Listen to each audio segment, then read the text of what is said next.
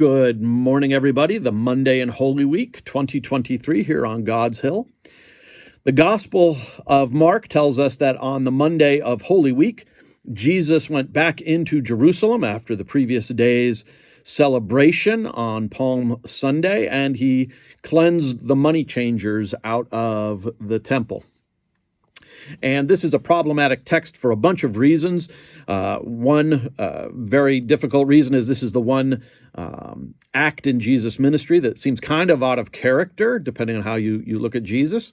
It's an act somewhat of violence and anger, two things that we don't have a real good handle on how we're supposed to deal with either of those things in our life, and how do we deal with such things in Jesus. But the other thing that's really problematic here and that creates a problem is Jesus against the temple, or is he against the temple being used in the way it's being used? And I would suggest that it's the latter, not the former. Jesus doesn't have a problem with people praying and going to the temple to pray. As a matter of fact, if you read in Luke's gospel, you remember that Jesus went to the temple a few days after he was born to be dedicated. Jesus, at 12 years old, went to the temple and prayed in the temple with his parents. And it doesn't seem that Jesus has a problem with the temple, but he does have a problem with my house will be called a house of prayer for all nations, but you have made it a den of robbers. Matthew 11:17. The problem seems to be a perpetual problem in human nature is, do we take things as they're given to us for what they are properly used for, or do we turn them into an idol? So, is the temple a place where I can actually connect to God, or is the temple a place where I get my needs met, where I use the temple to make a profit? I use the temple to set up a side business. Am I praying as much as I spend in time exchanging money at the temple? Do I read the Bible as much as I complain about people in my life that get under my skin a little bit? Do I accept Easter for the radical miracle that it is, or do I look at it as a convenient way to get a few days off from work? That's the problem that Jesus has with the temple. He's challenging us to look at deeper relationships, what we turn into idolatry.